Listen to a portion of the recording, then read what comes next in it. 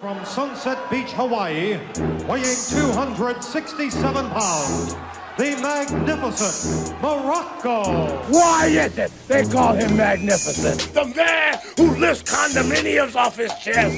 Anything that's explosive, anything that's exciting, Prince of Darkness, Master of Destruction, perpetrator of violence. Get ready! I'm gonna burn this place down! Hello everybody, it's James here and welcome to Don Muraco's Magnificent Podcast. That's Don Muraco's Magnificent Podcast, Don. Don Muraco's 8 months. If you ask me and I have to think about it, yeah, okay. 8 months and you still don't quite... You did get it right though, in fairness. Okay, I've never done it, yeah. Don Muraco's Magnificent Podcast, that is. I'm saying that because... it is that too. Yeah, because Don was on Briscoe and Bradshaw's show, and when he was asked what the name of the podcast was, he really had to think about it. And it's nearly a year we've been doing this. Well, I don't watch it myself. I mean, I don't look for it. When it pops up, I do. No, I don't watch it either. Well, I suppose I sort of live it, and I do watch it when I edit it, so I don't have to watch. Yeah, when I see the snippets, I closet. I like wrestling. Watch the wrestling matches. I'm a closet creep. You're a closet creep. Good. I wouldn't. Closet creeper.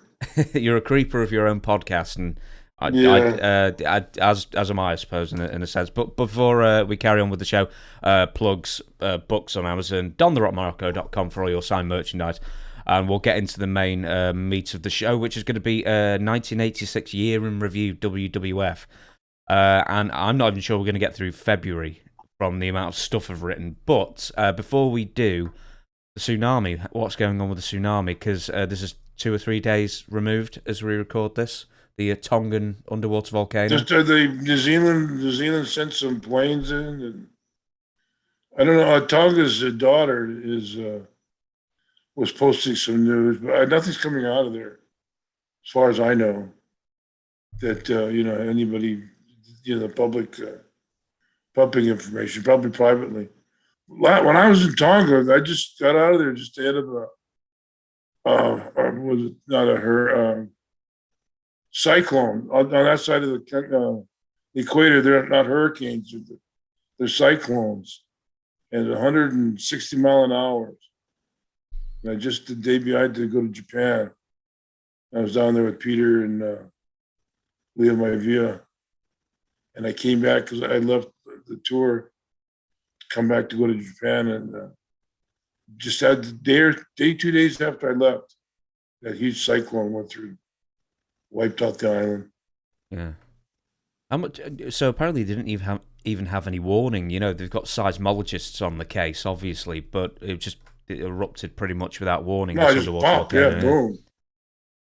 Yeah, surprise. Yeah. Just scared the hell out of everybody.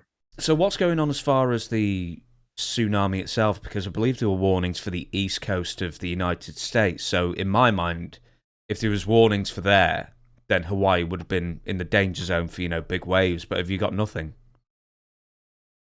We had, there was a surge. They had a warning, and then they canceled it right away. But different places, a friend of mine reported paddling down the Kauai River in Kauai to go surfing, and he could feel there's like a 2 to 3 inch tidal surge that came. It's something about the plating, why it doesn't land here. And the amount, the tremendous speed that they travel at. Good God. It just unbelievable speed. Yeah, but it goes in one direction. That's well, it's a mystery to me. I doubt it's a mystery to science. But what else do you get there? I mean, do you get earthquakes, or do you get... Because obviously you've got volcanoes that are active every day. But I mean, pretty much everything, Yeah. We get the earthquakes and hurricanes, and just a month or so ago, we had one of those huge rainstorms. I was waiting for my yard to flood, but it never did. Luckily, No. Usually 25 years for this lot here. That's the.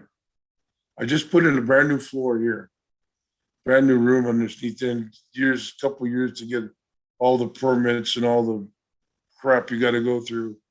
Had a beautiful bamboo floor. That thing just got wiped out. About 3 months after I moved in down here, just gone. So now you've just got bare concrete. Yeah. Everybody, put something on it. I will. Yeah, just put some tiling on it. Just get some, just some tiles. Keep it cool. I'll say it is cool. That's cool.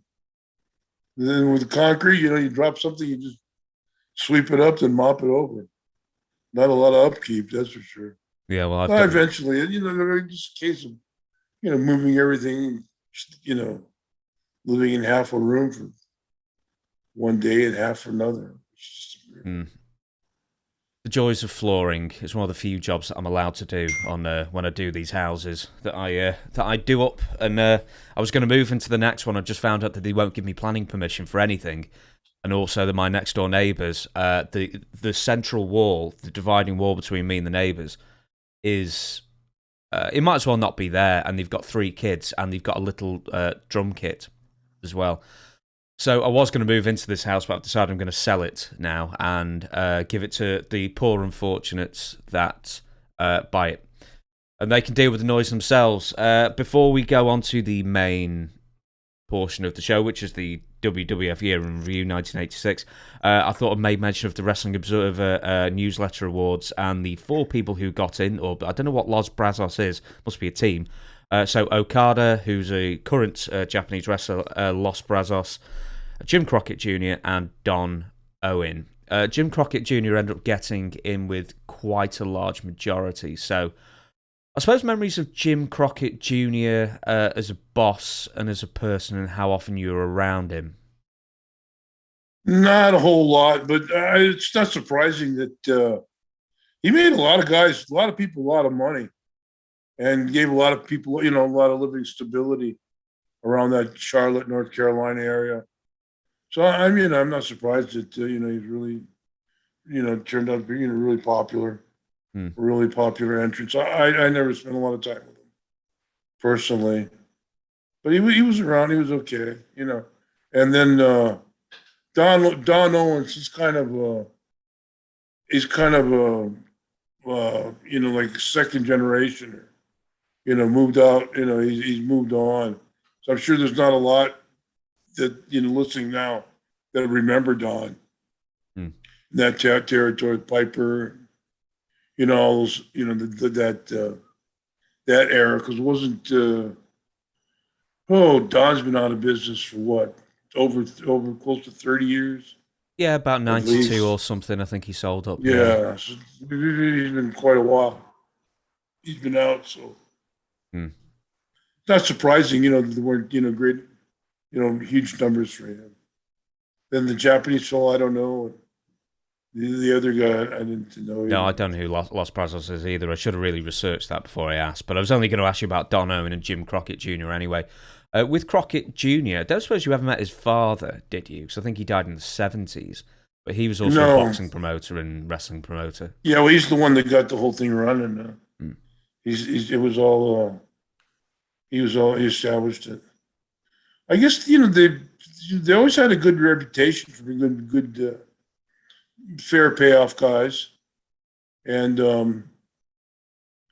there was it's a great territory because, the amount of town, the towns that you have to work with, with the TVs and stuff, they're not huge metropolitan cities, but, where you can go steadily, and work a good country towns, good solid, solid pet populations. I guess they move all the mills and a lot of production down that north, South Carolina, Virginia area came down from up north, up around New York, Boston area. So a lot of mills and factories. Yeah. Moved down that area. It's funny with manufacturing as well, is that if manufacturing is good and people are getting paid, then more people go to the wrestling, and that's sort of what killed off Bill Watts in the end, wasn't it? In the mid '80s, like '87, because I think it was like oil production or something to that effect was really depressed, and I don't know. I think just that other TV, I think. It pretty much went the way of everybody else too. Vince's TV, just all your, it was hard. It's hard to run. Probably hard to make your top guys that big payoff, that weekly payday that brings your average up. See where you're doing that, and then when you're working in all small towns over the course of the week, and you have these big blow off towns and big towns that draw well, that you count on to for your weekly or monthly average, whatever. Why was the Crockett territory always a tag team territory? I mean, I can't really think of any other territories that were that big into the tag teams of where they basically revolved their entire main events around them. I don't know. Maybe they probably just had so much talent. They did. There's always an over, well, they had a base of talent, guys that, now I'm not really an expert on there, but, your Johnny Weavers and Rip Hawks and a bunch of guys, around that Sandy Scott and Gene Anderson, just all kinds of, and good solid hand, like Paul Jones, Tim Wood, just guys that settled and lived around there, just became part of the scenery there. Someone actually correct me as well, is I had mentioned when we were talking about Black Saturday, or Green Saturday, as Jerry Briscoe seems to remember it for some reason, that the Paul Jones, who was one of the co-owners of Georgia at the time, who sold to Vince McMahon, was not number one Paul Jones. There was another Paul Jones who ended up owning a part of it. I don't suppose you ever knew who that guy was, did you? I didn't know. I knew of him. I didn't. It was an older man. He was an old guy, old gentleman, old guy. No relationship to the wrestler, to the Paul Jones. No, he was an old guy, Was he an old businessman? Was he an old ex-wrestler? Yeah, he was. Yeah, he was around wrestling. He was from the Gunkles, Ray Gunkel, and later Ann Gunkel. They had a good, strong promotion out of Atlanta there. Before then, I guess it kind of got splintered. Well, there's all kinds of histories in the South because the Fullers and the Gossets, Eddie Graham, and although they were moving in and out of areas all over this, from Alabama and Kentucky and down to Panhandle there, Florida, Pensacola, Georgia. They're all around there. So the Welch family, Welches and Fullers and Gossets. There's all kinds of names there that have been there for the years. Wrestling families and stuff that have been, just in there. Yeah, just muddying the waters and just there's a lot of names to remember. I tell you, I do struggle. I do struggle at 6 a.m. as well to remember who everybody is in this thing. Oh, yeah. By the way, I completely forgot. There was a Morocco T-shirt, by the way, I'm wearing. There we go. So at some point, hopefully, we will get some of those out there and make some money off them, which is the idea for everything. But enough of the T-shirt plugging and everything. I'll be wearing it all the way through. So as a constant reminder to go out and buy it. Where you can buy it, I don't know yet, but we'll figure that one out. But I reckon we can go now to the main event of the show. So 1986 year in review. I've written, quite specifically for me for once, some facts from the WWF in chronological order from 1986. And the very first thing I'm going to mention to you, Don, is January the 1st, and Jim Crockett comes up again. And he, for some reason, ran the Kiel Auditorium the same day as the WWF. The best I can tell is that Crockett did the matinee, and then the WWF went in that evening. And that's really unusual, surely, for the NWA and WWF to run the same building in the same day. Yeah, it is. I wasn't. I don't think I was on that show. I'm pretty sure I wasn't. So I don't remember either one, or I remember hearing about it, but we were so busy at that time. It didn't, it really didn't trickle down on, the office wars and competition going on with the TVs and the promotions and stuff. But, everybody was it was just another day, another town for us. Are the card loaded or? The cards were pretty loaded. The main events were Harley Race versus Ric Flair for NWA, of course, and then Hulk Hogan versus Terry Funk for the championship, which seems quite strategic in St. Louis. Yeah, Funk's have been there, forever, And I read on the preview that Dory Jr. was involved somehow. No, he debuts a few weeks later, but we'll get to that's Dory. later. Okay. Yeah, we'll get to Dory Jr. But how often, I mean, as you say, you weren't that interested. You were just doing your job and then going to the next town. But how often did you being the WWF and the NWA share the same city in the same night? And would you meet up and, in the same bars at the end of the working day? I remember we ran into Henning and Road Warriors one night in Minneapolis, and a few of the other guys. It wasn't really often that I know of, and it wasn't often that we would stay in the town overnight. Some nights it would just work out that way, but a lot of the towns we were just in and gone the same night. It wasn't, we're hanging out, When it was going to be like a battleground city that you were going to be that you're going to be wrestling in that day, would someone give you an extra pep talk to say something to the effect of, "This is Philadelphia, you're in the Spectrum and they're in wherever they are. You've got to do a really good show today because, next time we come here, we want to take more fans off the other guys." Was there anything like that, or just get out there? No, not on our side, no. Not where, you know what you're working for. You're working for yourself, and your own company. So, you wanted your ideas and your match and your finish, everything to go, and you, I think if it came down to it, I don't know how many guys were thinking of, the opposing promotion on the other side of town running, affecting. That's an office decision. The boys are just the boys, afterwards, get together in the same bar or something. There wasn't any, those guys are NWA. We're WWF guys, so we don't, everybody, they're wrestlers, we're wrestlers,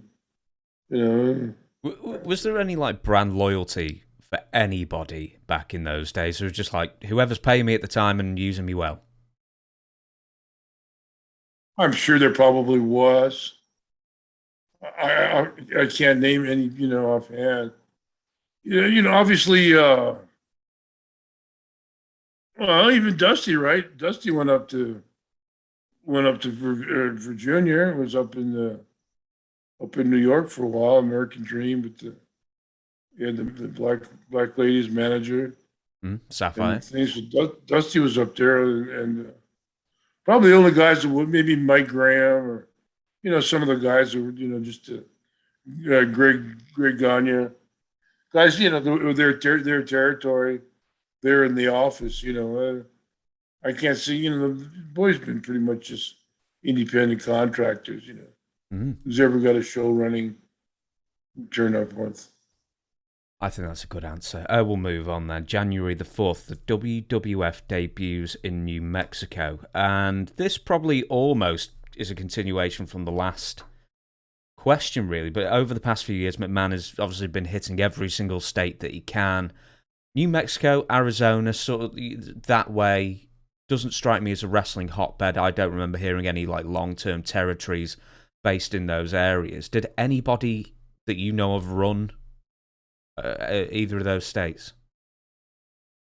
Our old friend Gator Wolf. I think Steve Gator Wolf was down around. There were some guys. There were some promotions around Arizona and New Mexico, probably, and real small ones that ran through the area there.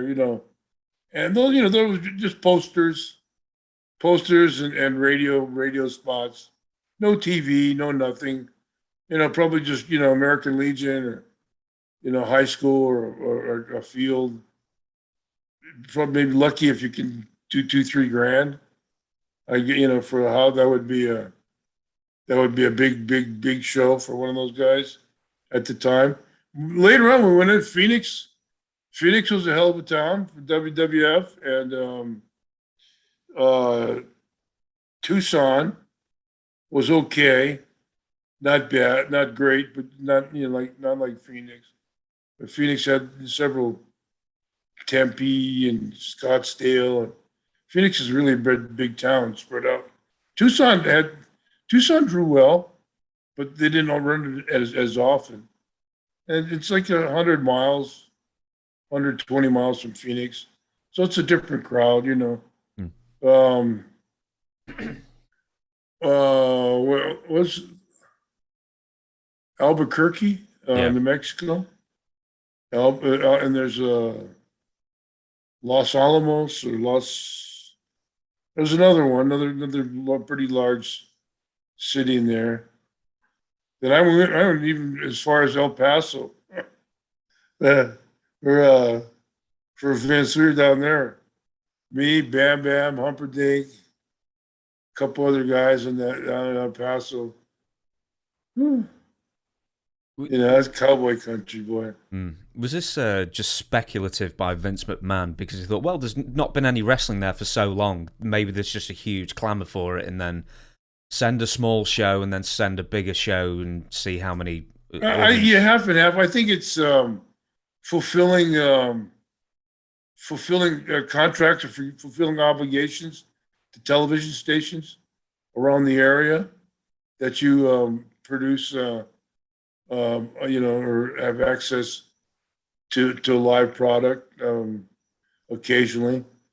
I think I don't know. I don't think they're trying to set the world on fire, and draw big houses or draw record houses or anything. They're just, I'm sure they're just, TV, contractual obligations as far as the TVs and stuff are concerned. So if the houses are absolutely terrible, they just have to run at a loss and just suck it up and deal with it, basically. If But the TV, the WWF TV carried strong enough where they could, probably just break even, or they'd have you on a run. Everybody's run more or less of a guarantee anyway, so they could afford to take the beating, and they'd probably have a local promoter that was partnered up in the thing, that would eat a lot of the loss himself, do a lot of the promoting, the posters and the, advertising and whatever. So they didn't go in there, with a big nut to crack. They just went, they had their TV and they're fulfilling whatever obligation was in the contract. Yeah. Now, during your WWF days, what was the most desolate or most remote place that you ever wrestled that you just thought, what am I doing here? I'm 1,000 miles away from civilization.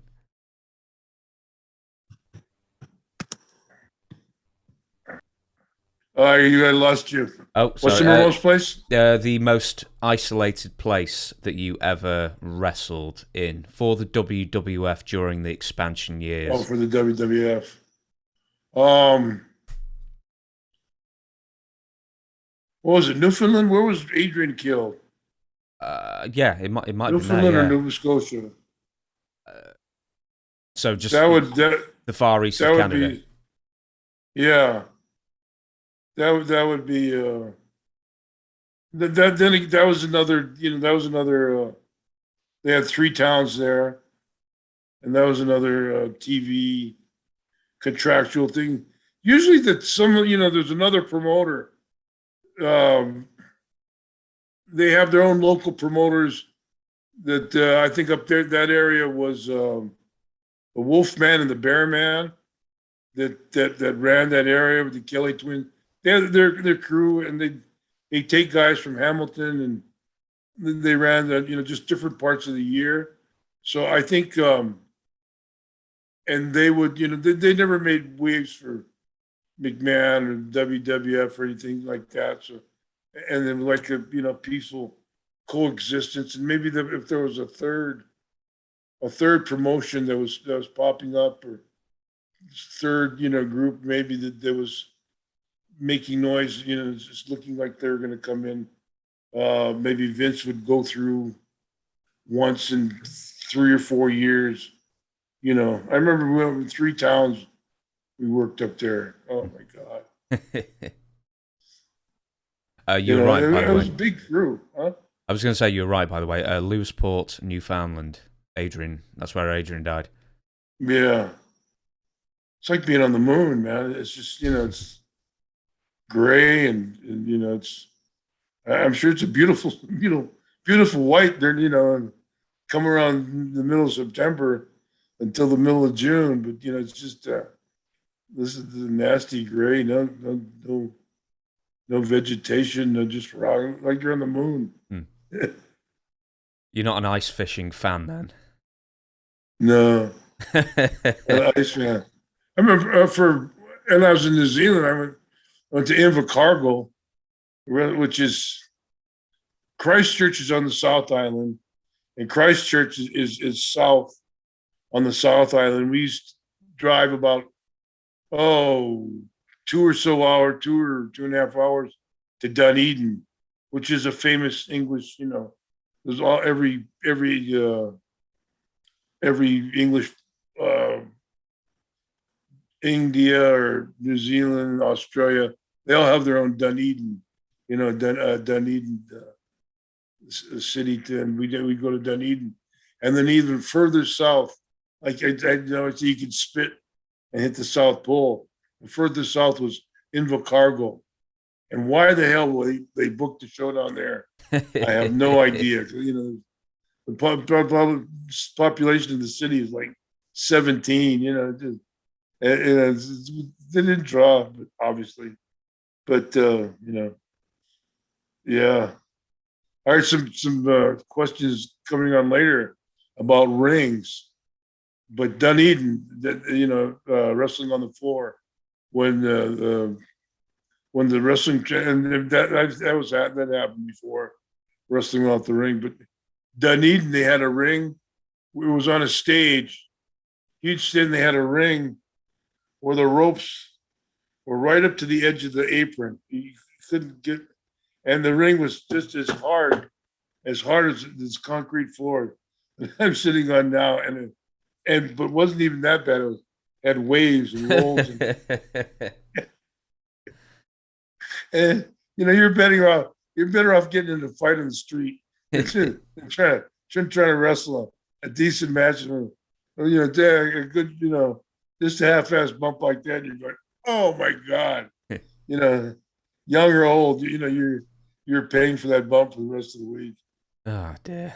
We will be bringing up rings later on for the best and worst that you wrestled in. I'm going to move on now. January the 9th, Ted Arcidi. He starts full-time with the WWF. Now, he does do a couple of matches, sort of warming up the couple of months beforehand.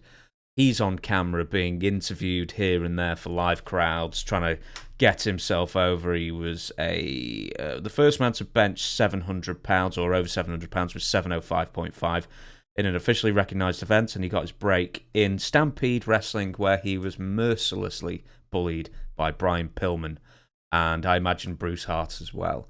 But with Ted Arcidi, the first time you saw him? Oh, man. He was a good guy. He was okay. Just real real simple dude, just a bottle of testosterone, a couple needles, and just workout. That's all he cared about. He made the mistake. He made the error of calling himself the world's strongest man in front of Andre the Giant. So somehow Andre had a hard on this guy. I don't know why. He never really. I don't think he ever really bothered anybody. I mean, he was always, he took a tour. They sent him on a trip with us to Australia. On a trip to Australia, he was taking pictures of the crew to send back, take home to his mother and his girlfriend and stuff. He took a picture of the Giant, this old calendar, grabbed the camera and take pictures, you don't ask. And the Giant just didn't like him for some reason. And his back was all acne up from the testosterone and stuff he was taking all the time. They'd catch him. They always put him in a battle royal to get some experience. And they'd get him, and then it's like Fuji and Haku would bend him over and chop him on the back. And thousands of zits would be flying on, popping all over the place. And you'd be on the other side of the ring, and you're crack. Oh God, they're after Arcidi again. But he was a harmless guy as long as he had his workout in. Could get his meals and his carbs and stuff in. I don't know why they let him go. I don't know why he got canned. But I thought, is it not just because he was terrible? Yeah, probably. Yeah, I was just gonna say probably they could just see there's just no future. They just had no future. Well, supposedly, and I read this, is that Kemper Terry, the person who actually got him his job or recommended him to Vince McMahon, and then obviously Vince sees the size and says, "My God, here's $1 million." Oh, yeah, I don't know what he offered him. But then when Kemper Terry got out of prison, because Kemper Terry also had the world's strongest man character, they couldn't have two in this. The whole. You can't have two of the same thing in the same promotion. Yeah. So that was maybe the reason why he was let go officially. Did you hear anything about that? No, it could be. I don't know. I don't remember if their paths were crossing or that their timing was the same. It could be. But when Ken came back in, he didn't stay a real long time. He stayed until about late '88, maybe very early '89. Then he really got a hard on for Vince for some reason. When Vince let him go, he was just he wasn't happy. No. With Arcidi, just once again, is it true that John Studd once basically took advantage of and stiffed Arcidi in a match? God, I can't see John Studd doing stiffing to anybody. John was big, awkward guy. Anytime you wanted to take his legs out from him or do anything to him, he wouldn't. John was a nice man. I couldn't see him trying to take advantage of anybody. No, because he was just too big of a target himself. He was a big, strong guy, but for different things. His knees, his legs, and stuff. He would open to a lot of angles. For getting hurt. Yeah, I didn't see that one either, quite frankly, because what you've told me about Studd, he was too nice for wrestling, so it didn't really. He was a nice man, Then the things that Andre hated him, and that he ran. Andre's lost his mind and. He was just working when he was running out of the buildings and stuff. He made he had a long program with Andre. If Andre didn't like you were, he 2-3 shows all over the place with Andre. So, you weren't getting a handful of returns and a handful of comebacks with Andre, if he didn't like you. Yeah, if you really hated you wouldn't have worked with him for 5 and years you weren't straight doing, or whatever. and you weren't doing business, Yeah. I'll move on then. This is someone that you may not have heard of, probably. January the 11th, a 10-bell salute for 76ers and wrestling announcer Dave Zinkoff. Don't know him. Rest in peace, Dave Zinkoff. January the 22nd, WWF's Canadian Championship is deactivated when Dino Bravo leaves the WWF. I hadn't realised that he was with the WWF for a fair bit beforehand, but he was working with Lutti International, Montreal at the time, and he was. I didn't realise the promotion was like co-promoting a lot of shows with the WWF at the time, and he was tagging. I think he probably was with the WWF exclusively for a while as well, and he was teaming up with King Tonga. I don't know this at all. That tag team. Any memories? No. It made a big impression. I know. Dino was a big card in Montreal. Big baby face, selling out the Forum and all the local towns. And they had a real nice territory up there. Making some guy, I guess even the preliminary guys making, having decent weeks, but making some guys big money up there. So, do you know what he was like as a boss? Because Jacques Rougeau, who I interviewed at some point last year in the autumn, said that he wasn't a fan of him as a boss. Dino? Yeah. Or Booker. Oh, it could be. Yeah. The Montreal area was very cliquey, especially Montreal, French Canadians. Very tight and very, a lot of groups and stuff.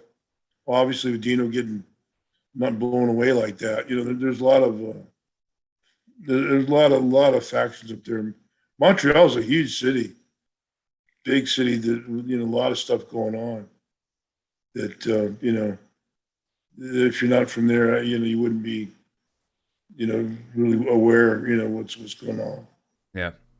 When was the first time you wrestled in Montreal? I'm assuming you did for the WWF, and was Dino on? Yeah. Dino would have been on the card, surely. Yeah, it was. I don't know whenever they opened it. I was up there.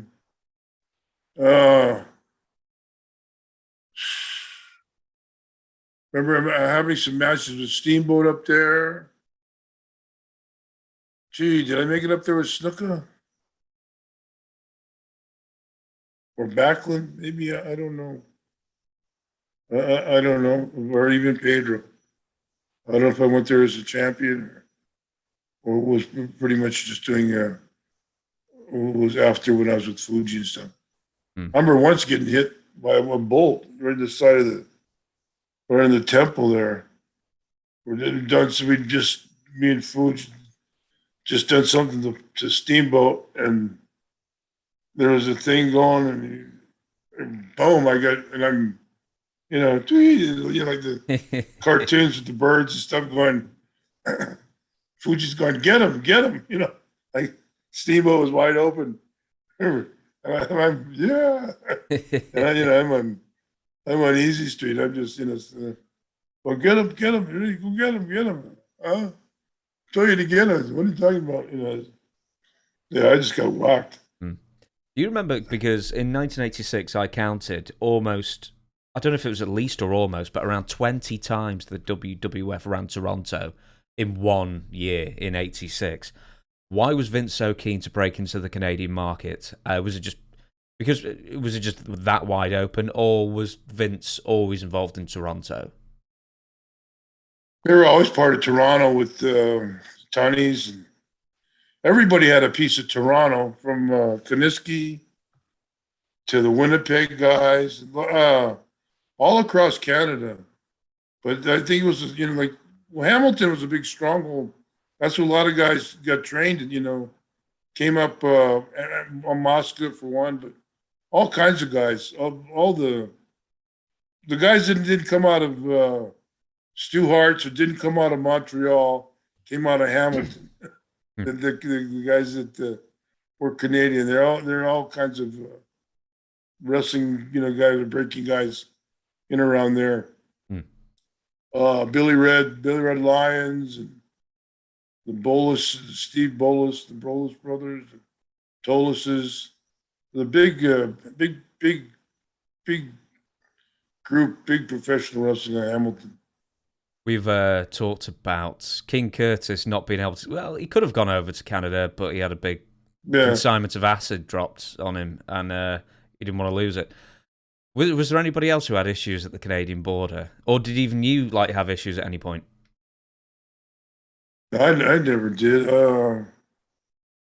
Well, just those those stories about Piper, the Sheik slipping, putting stuff in their bag and stuff like that.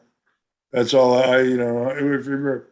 Because I don't know if I ever went across the border with him or not. And I don't remember, thinking to myself, God, what was I carrying? What the hell was I carrying across the border when I was with him, So they weren't so thorough back in the day then?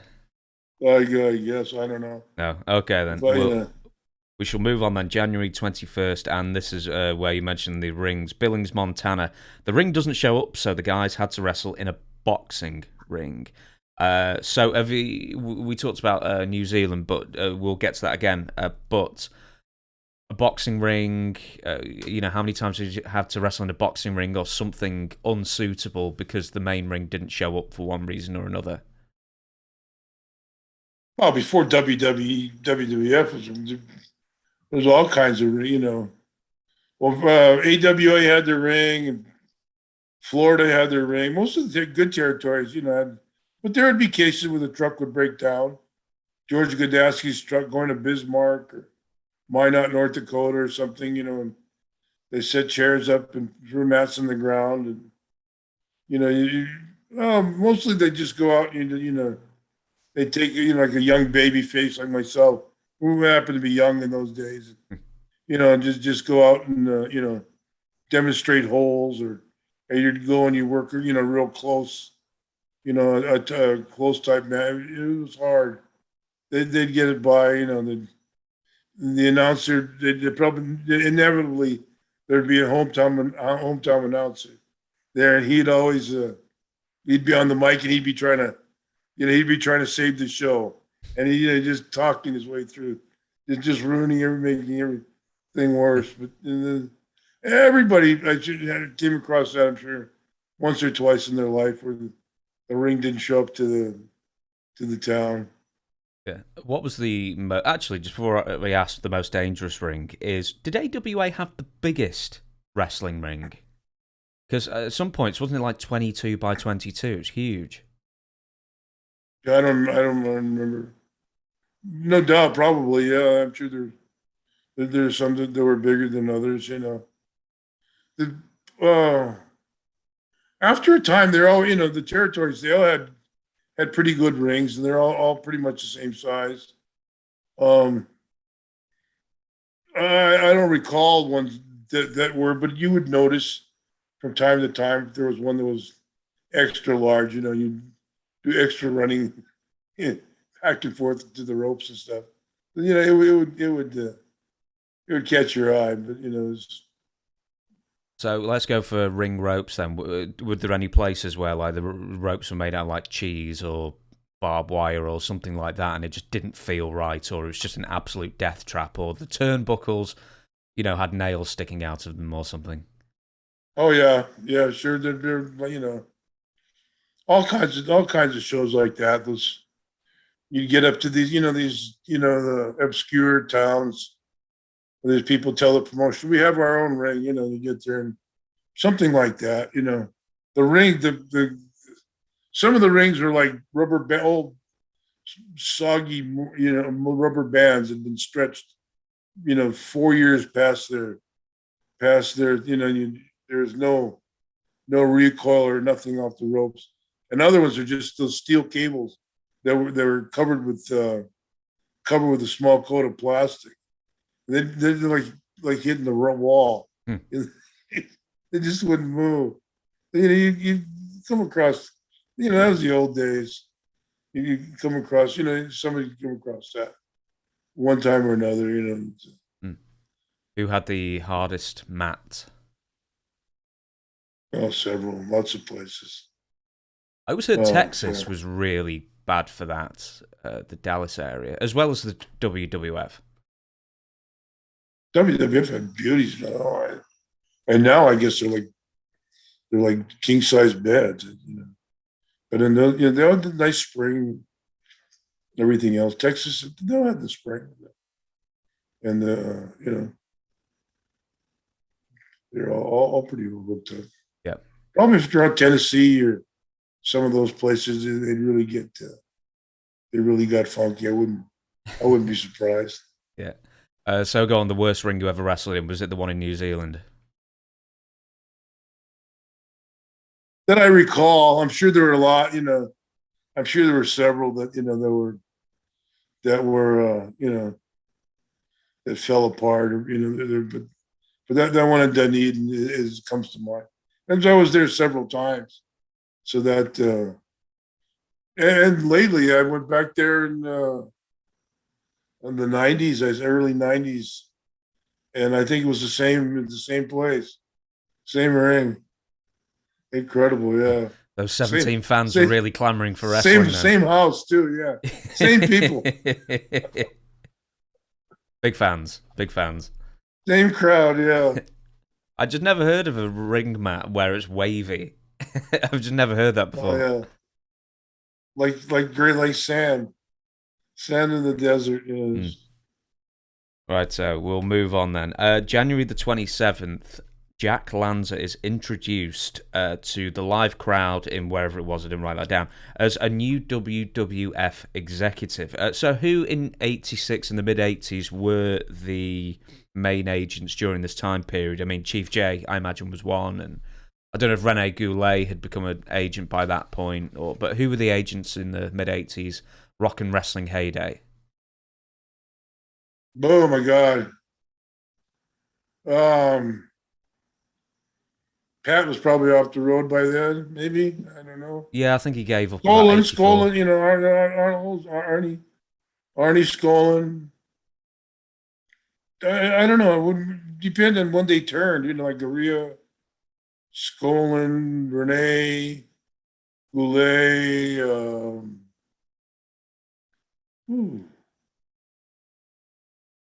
It was before George Steele, wasn't until after I left. Yeah, he was like 88, 89, I think. Yeah, that was when I was gone. Bockunkel came for a little while just before I left. All I remember pretty much was Jay and Skolin. Then, of course, Pat, Goulet, Tony. If there were, you know, I'm not sure. I don't know, you know. I don't remember the dates and the exact times. But there were guys who came in and out, basically. I mean, there were quite a few guys who did it for, like Pedro Morales, I think, did it for a very short while. Yeah, Morales, wasn't one then. Lanza had just come into the territory, the 88, you know, so he was towards the end. So, it's hard to say who was there and who wasn't at the time. Well, with agents, what were their roles? Because agents are now called producers, and they've got a million different roles, including mapping out matches for the guys, or at least collaborating with the guys. Back in the 80s, was there no collaboration? They were just there to make sure everything ran smoothly? Pretty much, yeah. They'd have the finishes. You know, if there was something special, you know, then they would be on the phone. They would have got, you know, they got everything over the phone, or a call during the afternoon or something of what was running down, what was going on that night, and if they're coming back, because they're all booked, for the next week and stuff. So, well, we want these, with this match, we're coming back here, we're coming back in this type of match. So you want to create a finish this way. Coming back, you're not coming back, but he's coming back against this guy. So we want you to go over this time. And it's not that crucial of a match. And it wasn't the agent's call. It was coming all coming from the office, and they usually have a reason or not. Or you knew why. This guy was going over and you weren't. while you're, putting in time or whatever. It wasn't an agent's call. Who was most likely to fine you if you were late? Stickler for the rules. Gee. Oh, Bach would go the only one I know. I mean, they all would, if you're mostly guys didn't press the rule unless they got stuck someplace, Like one time I was late because I was waiting for Adonis, and I got, other time, but mostly you guys are always, made a habit of, if you're around the territory, around the town, you'd always, usually be in there. Like Roy Shires, was be there an hour ahead of time. His philosophy, well, you don't, in those days nobody had another job, so you don't have anywhere else to go, nothing else to do. You can be in, so I know my program's going to run smoothly. You can be in the locker room an hour ahead of time, which wasn't too much, and most of the guys like to, get ready, and prepare themselves and get dressed and stuff. Did Briscoe debut as an agent before you left? No, he was gone. In fact, he left. Not Jerry left not too soon after Jack. Yeah, that was early '85, I think, wasn't it? Yeah. I will move on then. January 28th, Poughkeepsie, New York. CV Superfly Affy debuts. Do you remember, were you on the show actually when Affy debuted? And do you remember the reaction he got when he was billed as the Superfly? Oh, couldn't have been good.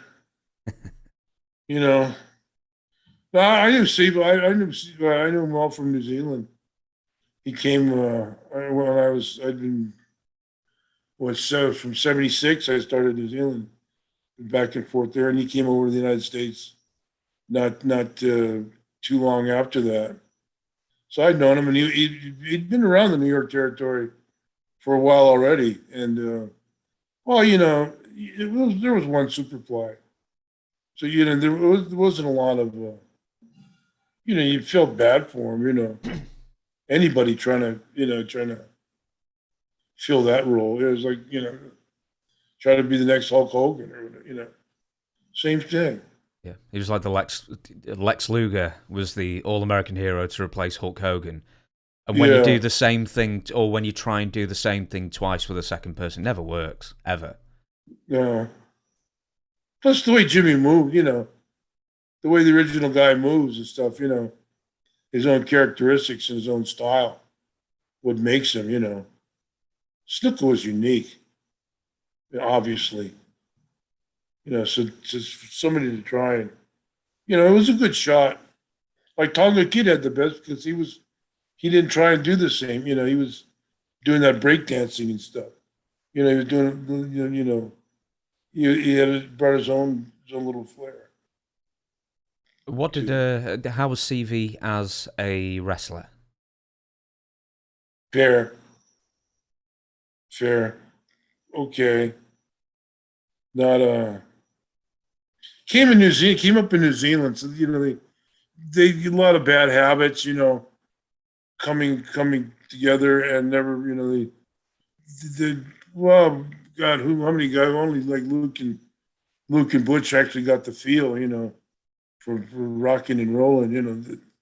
It was stiff, more not stiff in the ring, but I mean, movements and mannerisms. Yeah, not relaxed, or, not flowing the way Jimmy, so one snooker you could, When you say bad habits from New Zealand, do you mean personal bad habits or wrestling bad habits, as in? Just wrestling bad habits, yeah. I mean, what examples? Just that lack of crowd, lack of psychology, lack of, knowledge of, working in front of 2,000, 10,000, big crowds and getting there and being relaxed. You can tell somebody's relaxed, somebody that rather than somebody is relaxed yet still going through the moves. Still, still 10. Like these girls you see working with Charlotte on TV now, that she's putting over a different girl every week. And there's a step missing between them. You can tell, there's always a step and a half short or something that's late, and it just it's the confidence, your confidence level, and your freedom, feel that free. Yeah, you made mention of this recently, the Charlotte thing, and is your point basically she's trying her best to bring people up to her level, but all she's doing by losing to these girls is she's bringing herself down to their level instead? Yeah, she's not even losing to them; she's beating them, but still, and she's attempting to have good matches and doing a lot of her signature spots and stuff, but just for the most part, it doesn't seem like it's clicking. Like she had with the Japanese girl, or the other one, the one that married Seth Rollins, Becky Lynch. Yeah. Yeah. Like the normal, the flow continuity she had with those two ladies. Yeah, exactly. Isn't really, Okay, we'll move on then. Same taping as the Poughkeepsie, New York show. Boxing Bob Orton finally loses the cast on his arm while challenging any wrestler to a boxing match. The wrestler who would pick up that mantle or take that challenge is Jose Luis Rivera. And he loses in 1 minute 35, so obviously not a competent boxer. Before we mention Luis, the cast. Bob Orton's cast, do you remember why that happened? What was the initial injury? No, I don't remember why. But it lasted a long time. It was there probably a little over a year, probably, I imagine. I know we used it several times in different matches I was involved in. So, yeah. I don't remember how he got it, and I don't remember how he got it off. Well, he got it off because of this boxing thing. Apparently, so-and-so commission says you can't wear the cast anymore, and that was the reason for getting rid of the cast. And did he wear it in airports? No, he didn't put it on till the arena. I don't believe. TV, maybe, TV and something, but yeah, no, I just be too difficult getting through the radar detectors and stuff. With Jose Luis Rivera, any memories of this fella? 'Cause he was there. He was a long time enhancement talent / job. Yeah, he lived in New York. One of the New York guys. I think he was a policeman, huh? Was he? He became a police either in Puerto Rico or the United or New York. I'll have a look for that. But yeah, I mean, was he one of these fellas who was? Because you mentioned New York, so is this the New York contingent never gets a push? Yeah, but he worked a bit. He worked quite a bit. It's kind of a transitional period. But I remember him being on the road quite a bit. He was a nice guy. Always congenial, talking. But he was just there. He's just one of those guys who was never going to make it past a certain level. Yeah. Yeah, he was pretty. He was a local guy. Was it a size thing as well? No, he's a pretty good sized guy. He's 6'1", 6'2", maybe. Mm-hmm. Good, decent shape. Yeah. Have you got any memories of Jose Estrada as well? So he'd actually tag up with Randy Colley as the Shadows, and then Jose Estrada as the gold bedecked Conquistadors in I think like 87, 88, 89, around that area. But yeah, he had a lot of runs around.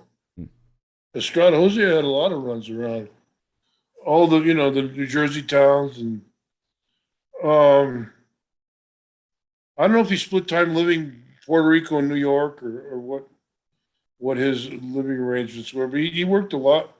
Conquistadors and Los Men. He'd have a lot. Jose, he wrestled as himself. Then he wrestled in a lot of different tags and stuff. The different Puerto Rican or Spanish tags that they'd put together. So he would, good worker, fine worker. A little small, but, not too small it couldn't work. Of all the jobbers or enhancement talent that were working regularly, who were the guys that you wanted to work with the most? Who was the most talented at getting one over? Oh, God. Well, they're all, Johnny Ross is good, Johnny and SD. Yeah, Dominic, Mike Cicluna, Dave Johannan was a hell of a hand, but he didn't always, he didn't come in a lot. And, oh God. I mean, they're all good, they're all good hands. Depends what you're looking for, you had time to kill, I went out and had matches with, Johnny Ross, when I had the strap and I had 18, 20 minutes to kill, and go out and had a hell of a match and put all, do all kinds of, and just have the same result like wrestling Pedro or somebody, and different guys. And then some of the job guys, the enhancement guys you want, you just, you want somebody that you're just going to, slaughter in 2 to 3 minutes. Yes, it depends what you're up to, what you're up for. Well, who took the best beating then? Let's say that. Oh, there's some of the guys that came in, Frankie Williams was a good one. Pete Doherty, Pete Doherty mostly for baby faces, but Pete Doherty, there's a few guys that were, that were really, really easy to work with. Yeah, I keep hearing the name George South as somebody as a low card guy who everybody just loved to work with, and I've heard his name said quite a number of times. Down south, Tennessee, Georgia, and then a southern guy. Yeah, he's a southern. Worked around the south there. I guess he was a hell of a hand. Yeah, somebody who watches these videos on occasion and comments is Bob Cook. Did you ever wrestle Bob Cook?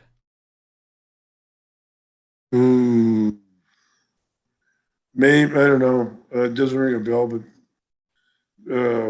very likely, Yeah, I think he was down south. I think he was more based down south. Lots of guys run into occasionally at Columbus or Atlanta TV or something. Some of those TVs, we didn't.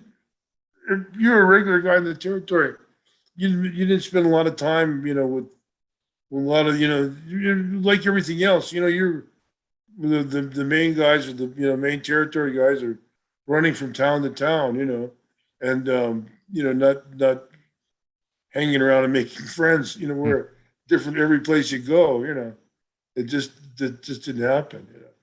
We'll move on then. January 28th, once again, Poughkeepsie, New York, same taping.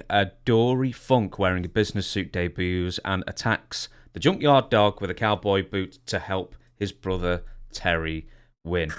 Dory had never been in the WWF, even as NWA champion for like a cross-promotion thing, even when the WWF was part of the NWA. This was the first time he was ever there, as far as I can tell. Anyway, first time meeting Dory, because was he like traveling champion at the time, or was this afterwards? Yeah, probably years and years before that, when he was traveling with well, up in Vancouver, he's Kaniski. He took the strap from Kaniski, right?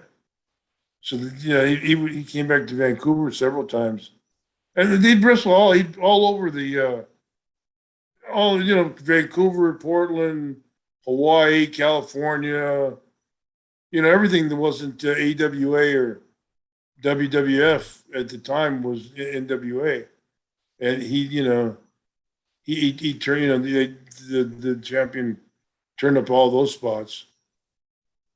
Portland, he might have a run for a week in Oregon.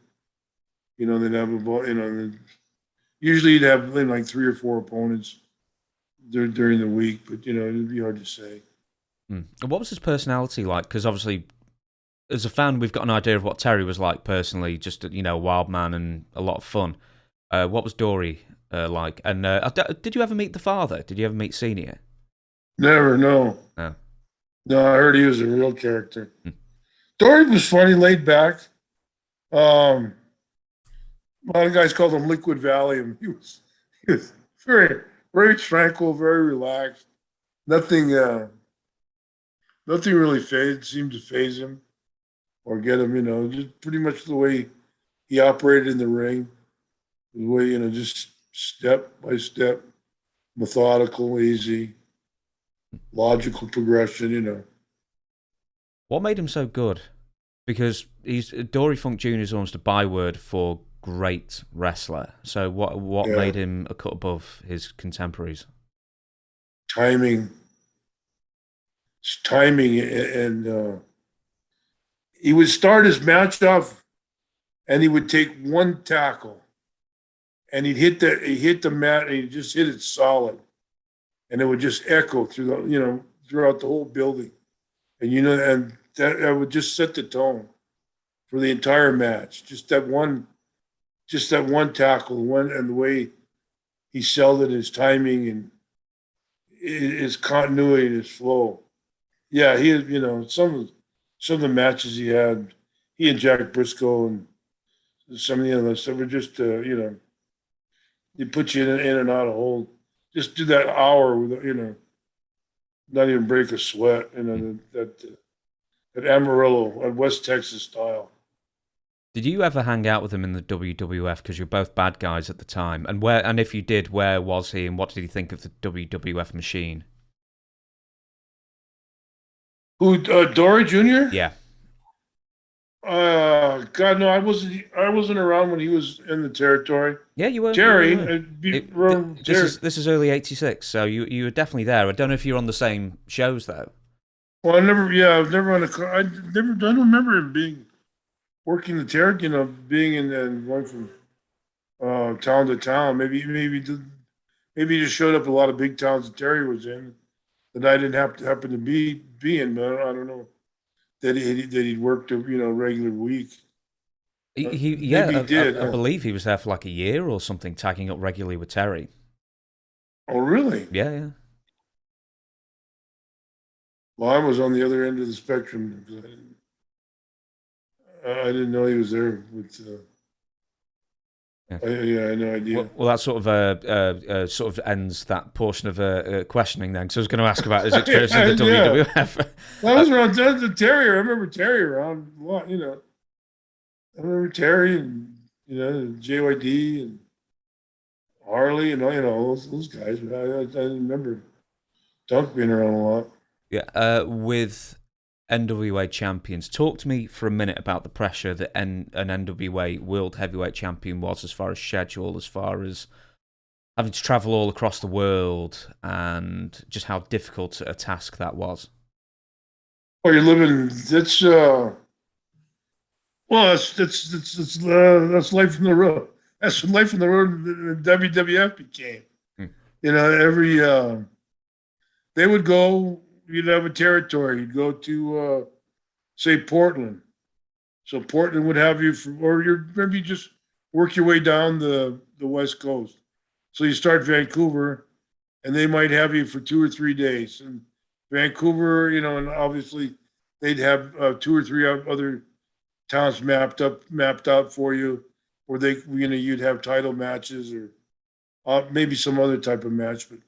So you'd get there, then you'd probably move down to Portland. Maybe you do a TV on a Tuesday, and they'd build you up for the Saturday. But on the Wednesday, Thursday, Friday, into Salem, Eugene, and maybe another show, or just and you were getting you're getting your all your money was going through the commission, going through the NWA. So you're getting your everything, your stipend was all marked down and already arranged. Then you go down to from there down the road, you do a little San Francisco, and then 2 or 3 days in Frisco, around there with their champion, or but you'd have to go in. Usually, you'd be doing hour matches with either their top babyface or their top heel. So you don't want to go in. You don't want to kill. You can't kill the territory's top heel off or their top babyface off.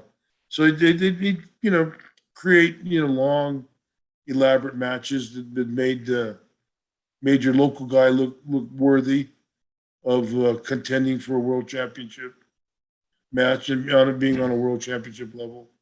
And he just wrestling to either the limit or something happening or something like that. How do you get to the point as a wrestler where you can wrestle basically anybody? Because as NWA champion, for example, you could be wrestling, I don't know, Rocky Johnson one night and then Ron Wright the next. So, huge differences in crowds, huge differences in... as champion, would you have to wrestle the challenger's style more, or would the challenger have to adapt to you, or somewhere meeting in between? Yeah.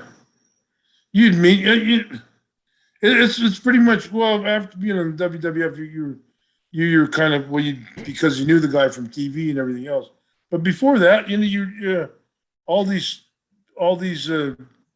towns all over the country, all over the nation that you're traveling to, you would go out, you'd feel the crowd, you'd work your own psychology, you bring whatever you have to create it, and you work off the whatever the crowd, whatever the fans seem to be buying, or whatever you're trying to sell them. Do you think anyone was pre-prepared, saying well, down in Alabama they like this, and up in Washington they like this? Would champions, do you think, be that prepared, or would they just feel out the crowd when they got out there? Yeah, probably just feel it out, because even if they like that or this, you might be wrestling another guy that didn't give them this, or didn't give him that. So you work to your style. You work to get the other guy over, but your style, and you'd accommodate his style with your style, with the stateliness of the world championship, and you're able to incorporate. That's what's made a good champion. Somebody is able to incorporate all those ideas and all those thought, all those ideas into a match. I'll ask a couple more questions about this, and then we'll wrap up this show. Before I forget, though, was the NWA World Champion the only traveling champion, or was the NWA Junior Heavyweight Champion also a traveling champion? Because I seem to remember, I think like Nelson Royal or something like that. Was a stalwart of that title. I think those NWA juniors, maybe sometimes they would travel. I think mostly it was mostly just a territorial world champion. Like Mike Graham or Nelson Royal, whatever, Jerry Briscoe, or those areas like that where they had a lighter weight guy they wanted to push. Whether they travel or not, maybe just in the South, Florida, Georgia, in that area, maybe. I don't know. Maybe Mexico as well, because they like the lighter guys. Yeah. But Mexico had their own, had their own champions. Yeah, but the NWA did work with, I don't know if it was with EMLL at the time, wouldn't it have been? Yeah. Yeah. Who do you think, this might be two questions rolled into one really, but who do you think was the best NWA champion that you wrestled? And also, how many times did you challenge for the NWA title over the years?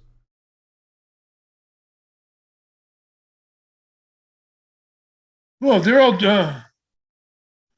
I wrestled Jack when I was a babyface. I wrestled Jack when I was a heel.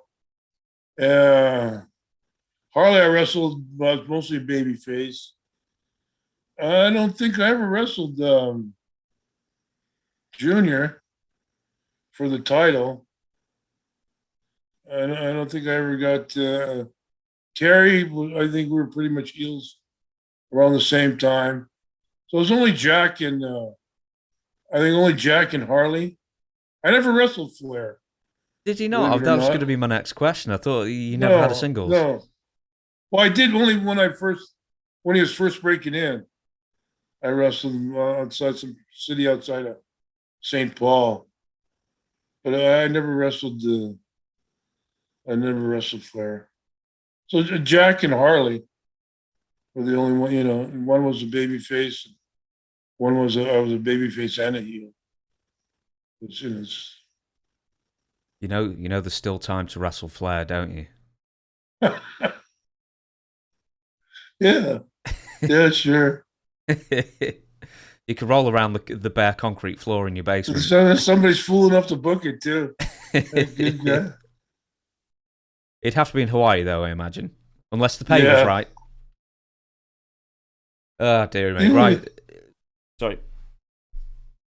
No, you can make that. Oh, okay. I was going to just shut down the. I was going to shut down the podcast, but I thought you had a booking idea for you and Flair for 2022 or 2023. Oh God! If only one last time. We'll have them all champion. One more match. Match. Yeah, the people would no more. No more matches. Oh, dear me, Don. Right, okay, we're going to shut down the podcast. I didn't even get into February. I wrote February down just in case I didn't even get to it. But that'll do for us for now. I will shut down this podcast. I'll do the plugs. So we've got Amazon books behind us. You can buy them. Owen, Hart and The Rock. DonTheRockMorocco.com for all your signed merchandise. And available soon somewhere. I'll work it out.